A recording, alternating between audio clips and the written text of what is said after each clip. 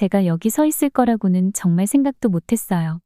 서울 강남의 번화가 한가운데 높은 고층 빌딩들과 네온사인들에 둘러싸여 있는 이곳에 말이죠. 제 이름은 김미자예요. 불과 몇 달 전만 해도 저는 북한의 고위관리였어요. 지금은 탈북자가 되어 제가 들어선 이 새로운 세상을 이해하려고 노력하고 있죠. 모든 것이 어떻게 시작됐는지 처음으로 돌아가 볼까요? 평양의 어두컴컴한 사무실을 상상해 보세요. 벽에는 우리의 위대한 지도자들의 엄숙한 초상화들이 걸려 있죠. 그곳에서 저는 날마다 앉아 있었어요. 점점 커지는 불안감을 뱃속에 느끼면서 말이에요. 아시겠지만 저에겐 비밀이 하나 있었어요. 책상 서랍에 숨겨둔 작은 라디오였죠. 밤늦게 도시가 조용해질 때 저는 금지된 남한 방송을 들었어요. 처음에는 그저 정보를 수집하기 위해서라고 스스로를 설득했어요. 하지만 시간이 지날수록 제가 들은 이야기들, 자유와 번영, 그리고 우리와는 너무나 다른 삶에 대한 이야기들이 저를 변화시키기 시작했어요. 여러분도 모든 것을 믿었던 게 갑자기 잘못된 것처럼 느껴지는 순간을 경험해 보신 적 있나요? 저에게 그런 일이 일어나고 있었어요. 어느 날 제가 무시할 수 없는 일이 일어났어요. 잔인하기로 유명한 강 장군이 거리에서 무고한 시민을 때리는 걸 목격했거든요. 그 불쌍한 사람의 죄라고 나들이 남한 음악을 듣다 걸린 것뿐이었어요.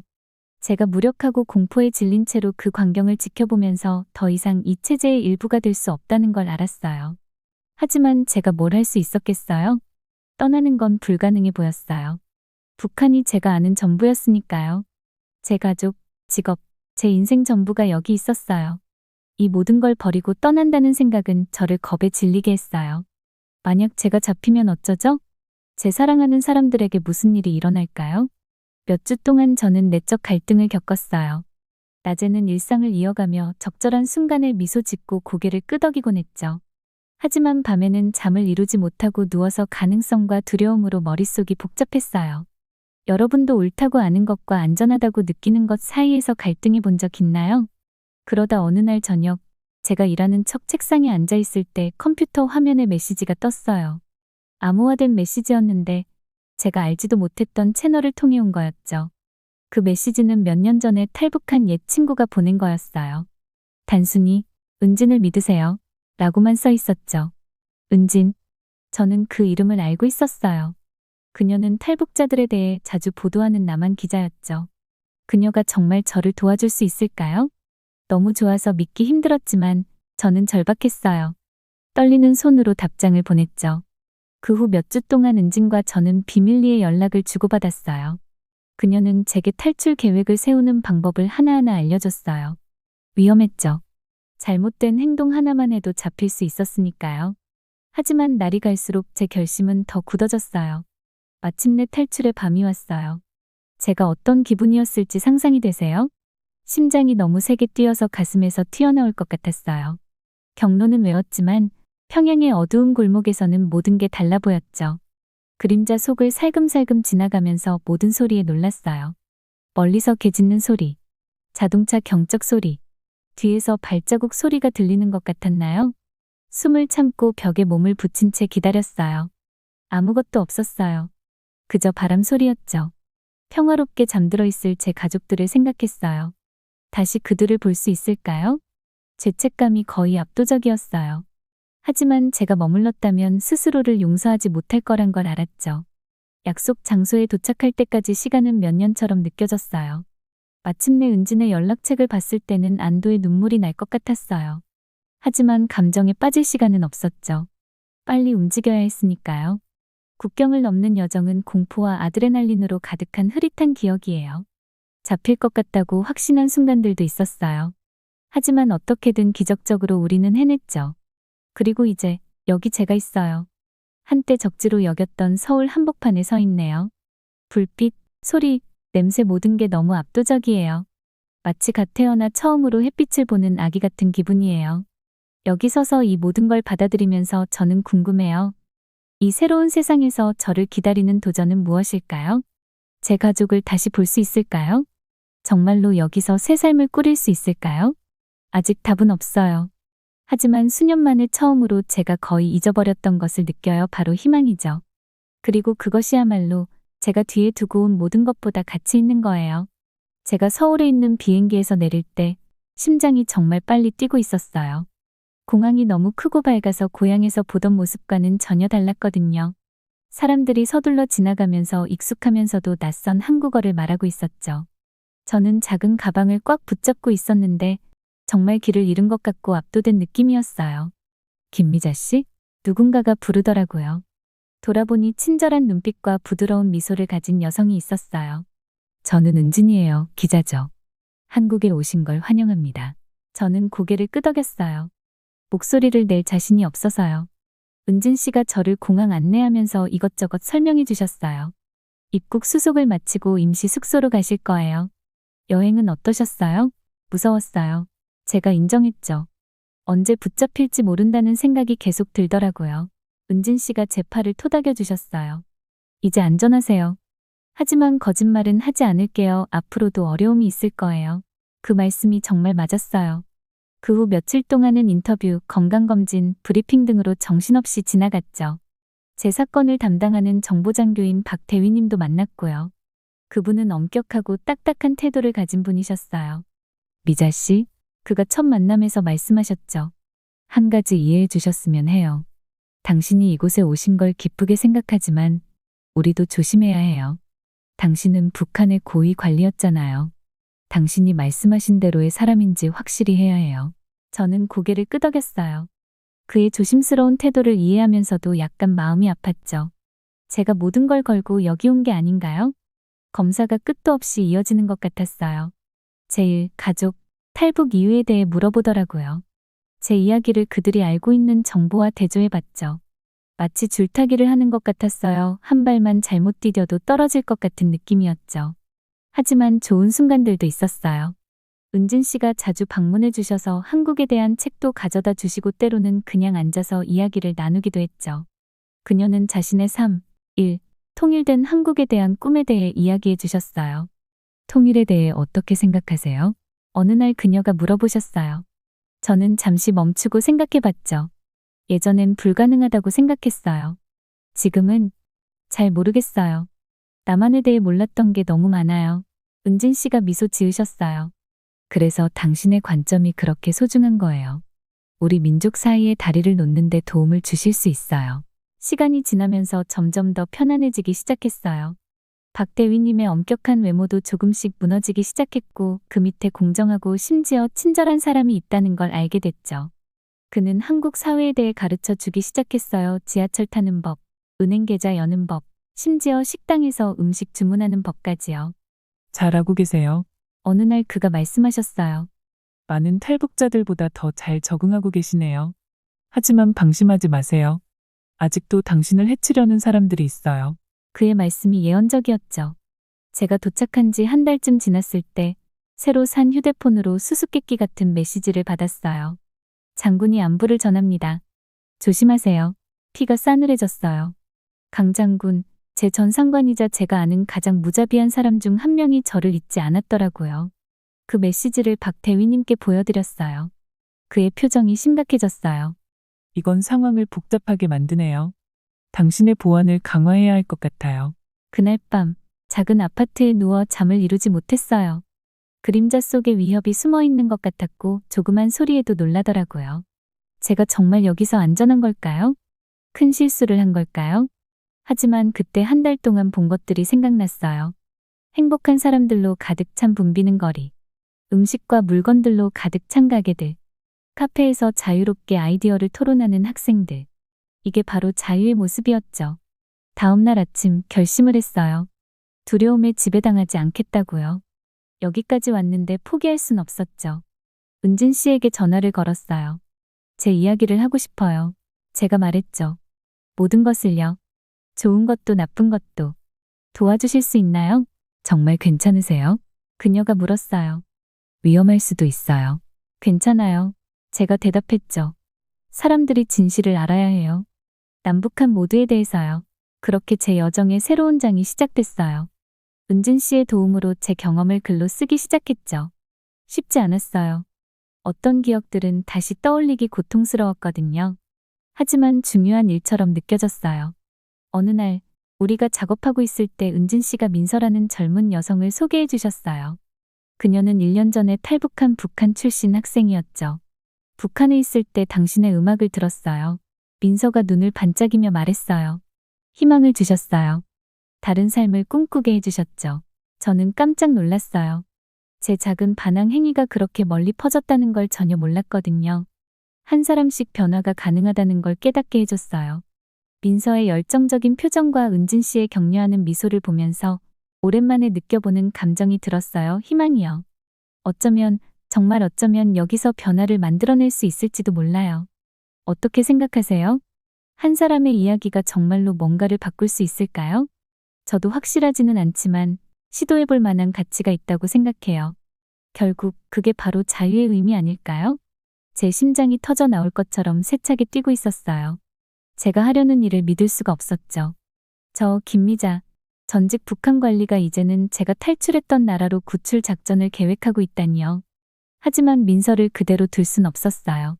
전화에서 들렸던 그녀의 겁에 질린 목소리가 계속 제 귓가에 울리고 있었거든요. 박 대위님, 정말 이 작전을 하시겠습니까? 제가 약간 떨리는 목소리로 물었어요. 그가 고개를 끄덕이며 진지한 표정으로 말했죠.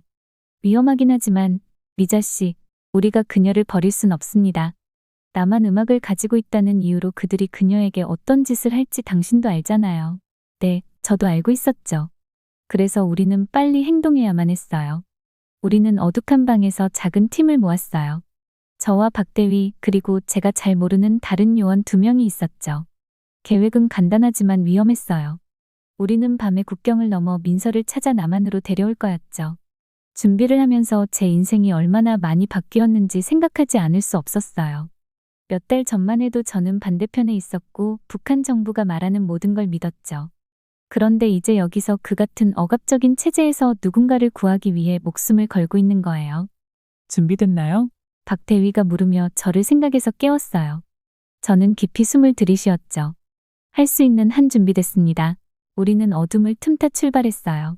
남북한 사이의 국경은 세계에서 가장 삼엄하게 경비가 서 있는 곳 중 하나죠. 하지만 박 대위는 비밀 경로를 알고 있었어요. 우리는 빽빽한 수풀을 기어갔고 나뭇가지가 부러지거나 나뭇잎이 바스락거릴 때마다 심장이 쿵쾅거렸어요. 마침내 우리는 월경에 성공했어요. 저는 다시 북한에 있었죠. 오랫동안 제가 고향이라고 불렀던 곳이요. 하지만 이제는 느낌이 달랐어요. 공기가 더 무거워진 것 같았고 두려움과 비밀로 가득 차 있는 것 같았죠. 우리는 민서가 살고 있는 작은 마을로 향했어요. 그림자 하나하나에 저는 깜짝 놀랐죠. 우리가 잡히면 어쩌지?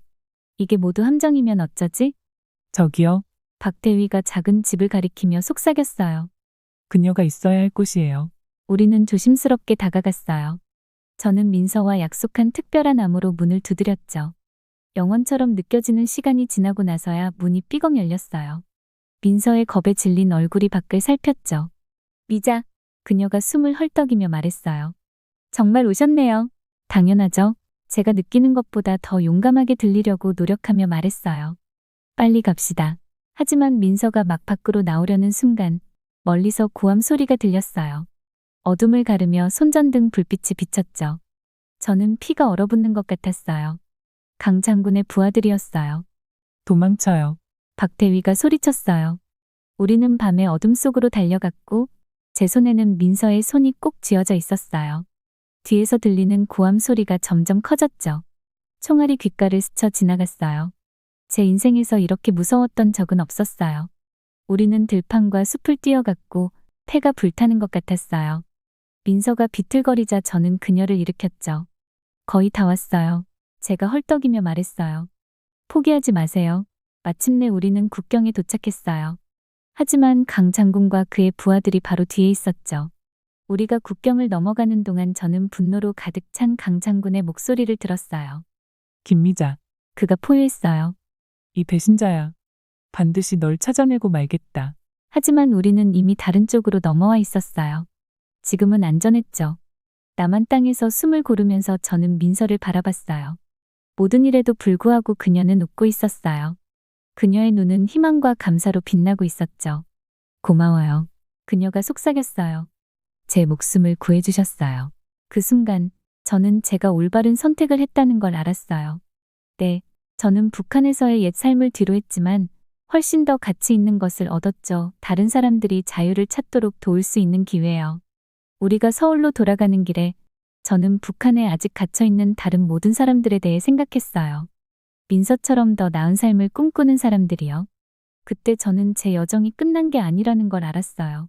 이제 막 시작된 거였죠. 이제 어떻게 될까요? 우리가 차를 타고 가는 동안 민서가 물었어요. 저는 그녀를 보고 그리고 박태위를 봤어요. 박태위는 격려하듯 고개를 끄덕였죠. 이제요. 저는 새로운 목적 의식을 느끼며 말했어요. 우리는 계속 싸울 겁니다. 자유를 위해, 희망을 위해, 그리고 남북한 모두를 위한 더 나은 미래를 위해서요. 앞으로의 길이 힘들 거란 걸 알고 있었어요. 하지만 오랜만에 처음으로 제가 정말로 살아있다고 느꼈어요. 그리고 앞으로 무슨 일이 일어나든 준비가 되어 있었죠. 서울에 도착해서 비행기에서 내렸을 때 제 심장은 두려움과 설렘이 뒤섞인 채로 빠르게 뛰고 있었어요. 인천국제공항의 밝은 불빛과 북적거리는 사람들로 제 감각이 압도당했죠. 북한에서 알고 있던 것과는 너무나 달랐어요. 제 소지품이 담긴 작은 가방을 꼭 붙잡고 있었는데 이 낯선 새로운 세상에서 길 잃고 혼자 남겨진 것 같은 기분이 들었어요. 세관을 통과하면서 모든 게 얼마나 효율적이고 현대적으로 보이는지 감탄하지 않을 수 없었어요. 직원들은 정중하고 전문적이었는데 제가 익숙했던 엄격하고 위협적인 관리들과는 달랐죠. 그래도 제 서류를 건넬 때는 불안감이 좀 들었어요. 저를 받아줄까요? 아니면 돌려보낼까요? 다행히도 빨리 처리가 되어서 대기실로 안내받았어요. 거기서 박대위님을 만났는데 그분은 제가 남한 생활에 적응하는 걸 돕기 위해 배정된 정보장교셨어요. 그분은 친절하면서도 진지한 얼굴을 하고 계셨고 그분의 눈은 저를 주의 깊게 살피는 것 같았어요. 미자 씨, 남한에 오신 걸 환영합니다. 라고 하시면서 손을 내미셨어요. 저는 잠시 망설이다가 악수를 했는데 아직 이런 캐주얼한 인사에 익숙하지 않았거든요. 제가 당신의 적응을 도와드리러 왔습니다. 쉽지 않을 거란 걸 알지만 차근차근 해나가 봅시다. 도시로 차를 타고 들어가는 동안 저는 창밖을 계속 쳐다볼 수밖에 없었어요. 서울은 네온사인과 높은 고층 빌딩의 바다였죠. 사람들은 거리를 자유롭게 걸으면서 웃고 휴대폰으로 통화하고 있었어요. 평양의 조용하고 통제된 분위기와는 너무나 달랐죠. 받아들이기 힘든 게 많죠? 라고 박대위님이 제 놀란 표정을 보시고 말씀하셨어요. 저는 고개를 끄덕였는데 제 놀라움을 표현할 말을 찾지 못했어요. 이건 제가 예상했던 것과는 다르네요. 라고 겨우 말할 수 있었죠. 다음 몇 주 동안 박대위님은 저에게 남한 생활의 기본을 안내해 주셨어요. 작은 아파트를 구하는 걸 도와주시고 제 은행 계좌도 개설해 주셨고 지하철 이용법도 가르쳐 주셨죠. 매일 새로운 도전과 놀라움이 있었어요. 어느 날 우리가 북적거리는 시장에서 점심을 먹고 있을 때 저는 다양한 음식들에 압도되었어요. 북한에서는 간단한 식사와 가끔 있는 부족함에 익숙했거든요. 여기에는 끝없이 다양한 요리와 맛이 있는 것 같았어요. 이거 한번 드셔보세요. 라고 하시면서 박대위님이 김이 모락모락 나는 비빔밥 한 그릇을 꺼내주셨어요. 한국에서 인기 있는 음식이에요. 한 입 먹어보니 맛에 폭발해 깜짝 놀랐어요. 채소는 신선하고 아삭했고 밥은 완벽하게 익었고 고추장 소스는 매콤한 맛을 더해 제 미각을 춤추게 했어요. 저도 모르게 미소 짓게 됐죠. 정말 맛있네요. 라고 말했는데 그게 제가 도착한 이후 처음으로 진심으로 식사를 즐긴 순간이었다는 걸 깨달았어요. 박대위님도 미소 지으셨어요. 보세요. 여기에는 발견할 좋은 것들이 많아요. 시간이 좀 걸릴 뿐이죠. 날이 갈수록 남한 생활이 다른 점들을 자주 발견하게 됐어요. 사람들이 자신을 표현할 자유, 풍부하게 이용할 수 있는 정보, 그리고 전반적으로 공기 중의 감도는 낙관적인 분위기 같은 것들이요. 그건 신나면서도 동시에 무서운 일이었어요. 어느 저녁, 식료품점에서 집으로 걸어오는 길에 근처 공원에서 음악 소리가 들렸어요. 궁금해서 소리를 따라가 보니 젊은이들이 모여서 신나는 팝송에 맞춰 춤추고 노래하고 있더라고요. 그들은 너무나 자유롭고 행복해 보여서 제가 북한에 두고 온 젊음이 가슴 아프게 그리워졌어요. 한 젊은 여성이 제가 보고 있는 걸 알아채고 손짓으로 저를 부르더라고요. 이리 와서 같이 하세요. 라고 밝게 외치셨어요. 순간 저는 얼어붙었는데 어떻게 해야 할지 몰랐거든요. 북한에서는 이런 모임이 엄격히 금지되었을 텐데 말이에요. 하지만 여기서는 그저 공원에서의 평범한 저녁 풍경이었죠. 깊이 숨을 들이쉬고 앞으로 나아가 그 무리에 합류했어요. 그들은 저를 따뜻하게 환영해주면서 춤 동작을 가르쳐주고 제가 실수할 때마다 친절하게 웃어주었어요. 도착한 이후 처음으로 소속감을 느꼈죠. 그날 밤 집으로 걸어가면서 제 인식이 서서히 바뀌고 있다는 걸 깨달았어요. 제가 두려워하고 미워하도록 배웠던 나만은 제가 경험하고 있는 현실과는 전혀 달랐어요. 물론 어려움과 혼란의 순간도 있었지만 이전에 전혀 알지 못했던 친절함과 기회 그리고 자유로움도 있었죠. 공원에서 만난 젊은이들, 희망과 가능성으로 빛나는 그들의 얼굴을 생각했어요. 인내심 있게 저를 이끌어주신 박대위님도 생각났고요. 그리고 비빔밥의 맛, 새로운 경험의 세계로 제 눈을 뜨게 해준 그 간단한 요리도 떠올랐어요. 그날 밤 침대에 누워 결심했어요. 이 새로운 삶을 모든 좋은 점과 나쁜 점을 포함해 받아들이기로 말이에요. 배우고 성장하고 언젠가는 저 같은 사람들이 이 밝고 활기찬 남한 세계에서 길을 찾을 수 있도록 도와주고 싶어요. 제가 드디어 남한에서 평화를 찾았다고 생각했어요. 몇 달 동안 새로운 삶에 적응하면서 일상이 정상적으로 느껴지기 시작했죠. 서울에 작은 아파트도 있고 영어 선생님으로 일하고 있었고 심지어 친구들도 사귀었어요. 매일 저는 주변의 자유와 기회들에 놀라워했죠. 붐비는 거리, 맛있는 음식, 친절한 사람들 이 모든 것이 가끔은 여전히 꿈만 같았어요. 하지만 어느 화창한 오후, 카페에서 시험지를 채점하고 있을 때 제 휴대폰이 울리더니 새로 찾은 평온함을 산산조각 내는 메시지가 왔어요. 제가 탈북할 때 도와주셨던 박대위님의 메시지였죠. 그의 말을 읽으면서 제 심장이 빠르게 뛰었어요. 북한에 있는 당신 가족이 투옥되었습니다. 즉시 사무실로 오세요.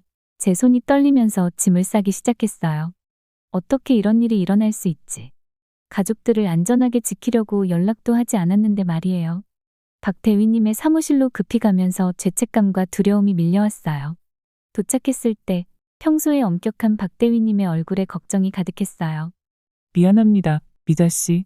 그가 부드럽게 말씀하셨어요. 방금 정보를 받았습니다. 강 장군이 당신을 유인하려고 가족들을 미끼로 이용하고 있는 것 같아요. 저는 의자에 털썩 주저앉았고 머리가 어지러웠어요. 이건 다 제 잘못이에요. 저는 속삭였어요. 가족들을 두고 떠나지 말았어야 했어요. 박대위님이 앞으로 몸을 기울이셨어요. 이건 당신 잘못이 아닙니다. 그가 단호하게 말씀하셨어요. 이건 순전히 정권의 잔인함일 뿐이에요. 하지만 우리는 당신 가족을 버리지 않을 겁니다.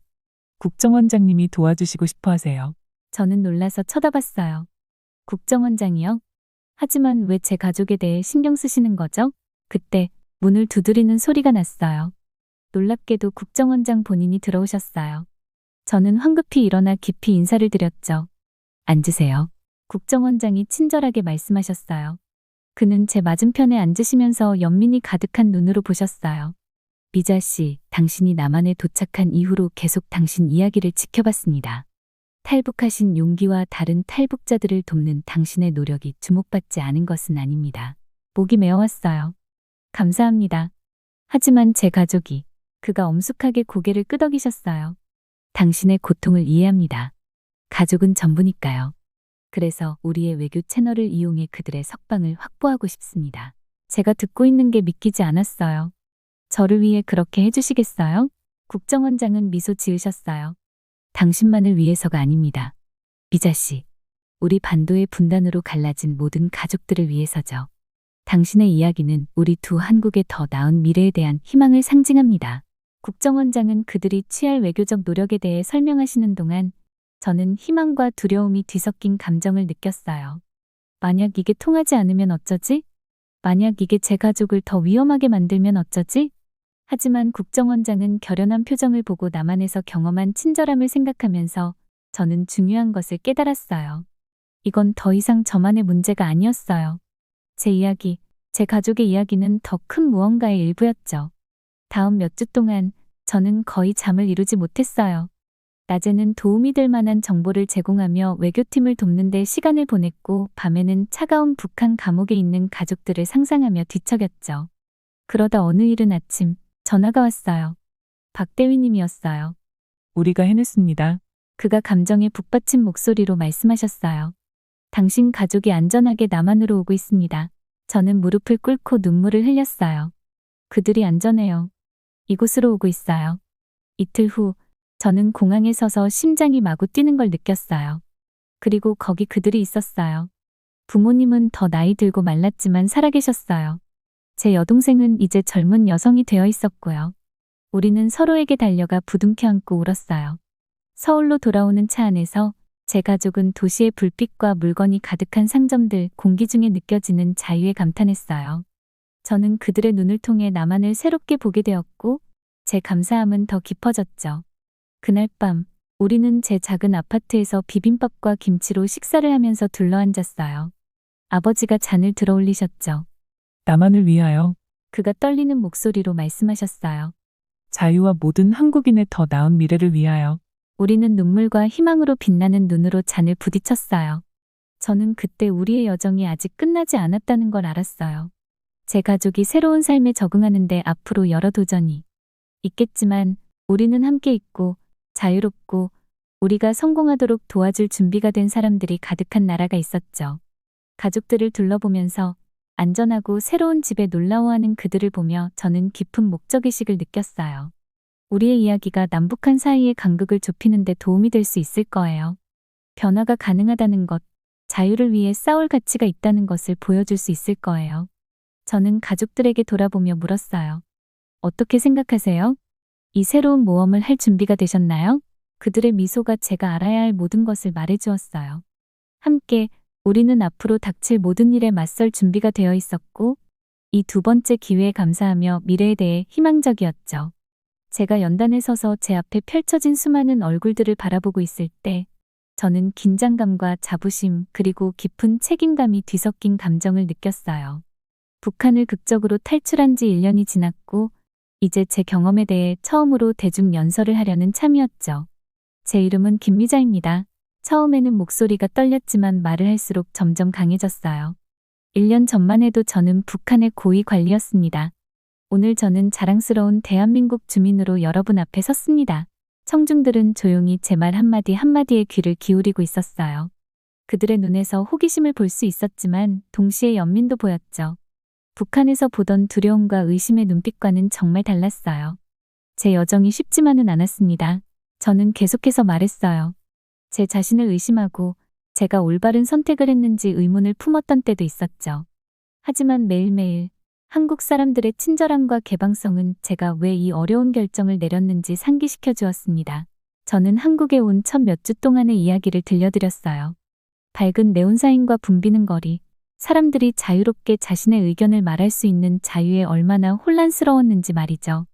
제가 탈출하는 데 도움을 준 은진이라는 기자와의 우정에 대해서도 이야기했어요. 그녀가 스마트폰 사용법부터 선거가 어떻게 이루어지는지까지 참을성 있게 설명해 주었다고요. 하지만 가장 놀라운 것은 제가 말했어요. 여기 사람들이 서로를 대하는 방식이었습니다. 그 존중과 품위는 제가 북한에서는 결코 경험해보지 못한 것이었죠. 제가 말을 하는 동안 사람들이 고개를 끄덕이는 모습이 보였고 눈물을 닦는 사람들도 있었어요. 제 이야기를 나눔으로써 남북한 사이의 이해의 다리를 놓고 있다는 것을 깨달았죠.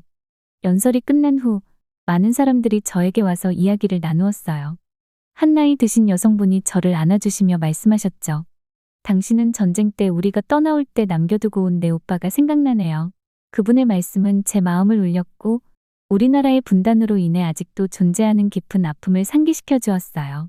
그 후 몇 달 동안 저는 다른 북한 탈북자들이 한국 생활에 적응하는 것을 돕는 일에 온 힘을 쏟았어요. 처음에 제가 얼마나 압도당했었는지 기억났고 그들의 전환기를 더 쉽게 만들어주고 싶었거든요. 어느 날 정훈이라는 젊은 탈북자와 함께 일하고 있었어요. 그는 지하철 시스템을 이해하는데 어려움을 겪고 있었죠. 제가 참을성 있게 설명해 주는 동안 그의 눈에서 제가 한때 느꼈던 것과 같은 혼란과 경이로움이 섞인 표정을 보았어요. 처음에는 길을 잃은 것 같은 느낌이 들어도 괜찮아요. 제가 그에게 말했어요. 여기는 모든 것이 너무 다르니까요. 하지만 믿어보세요. 언젠가는 당신이 얼마나 멀리 왔는지 돌아보면 놀랄 거예요. 정훈이가 고마워하며 저를 바라보았어요. 혹시 돌아가고 싶다는 생각은 안 하셨어요? 그가 작은 목소리로 물었죠. 저는 잠시 멈추고 그의 질문을 생각해 보았어요. 예전 삶이 그리웠던 때도 있었죠. 제가 인정했어요. 하지만 그때마다 제가 왜 떠났는지를 기억해요. 여기서는 우리가 자신의 길을 선택할 자유가, 우리의 생각을 말할 자유가, 큰 꿈을 꿀 자유가 있어요. 그것은 우리가 겪을 수 있는 어떤 어려움보다도 가치 있는 거죠. 우리가 함께 지하철을 타고 가면서 저는 정훈이에게 서울의 명소들을 가리켜 주었어요. 그의 눈을 통해 도시를 바라보니 높이 솟은 마천루들, 화려한 거리 시장들, 평화로운 공원들이 보였죠. 그것은 제 자신의 여정을 떠올리게 했어요. 매일 한국에 대해 새롭게 감사할 것을 발견하던 그 시간들 말이에요.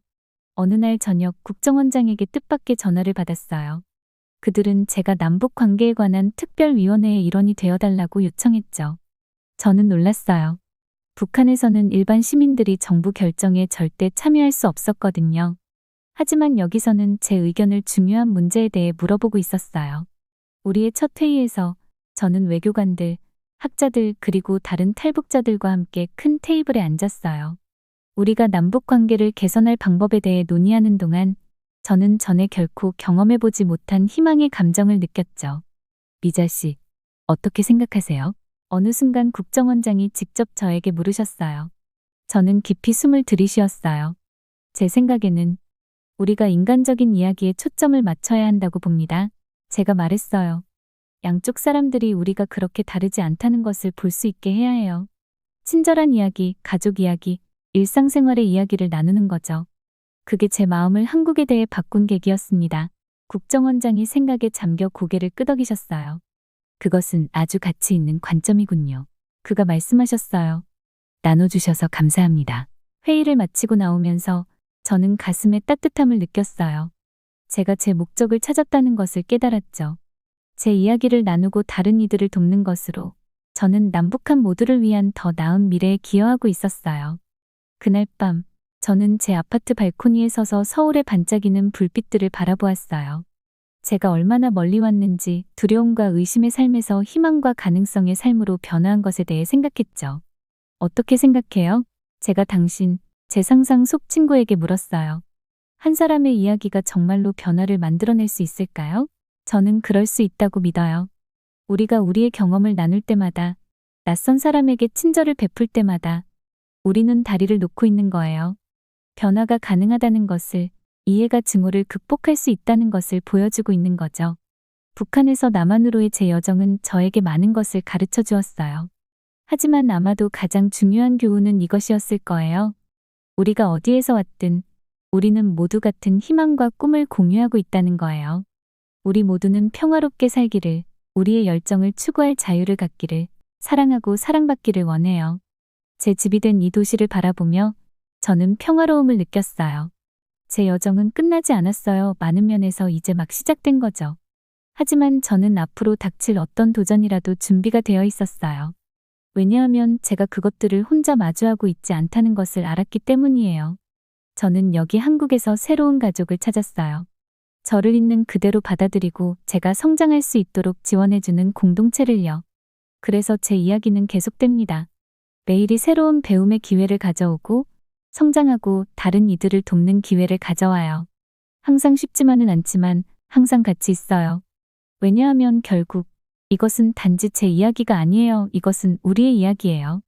두 개의 한국 그리고 우리 모두가 평화와 조화 속에서 함께 살 수 있는 미래에 대한 희망의 이야기죠. 어떻게 생각하세요? 북한과 남한이 통일된 미래를 상상할 수 있나요?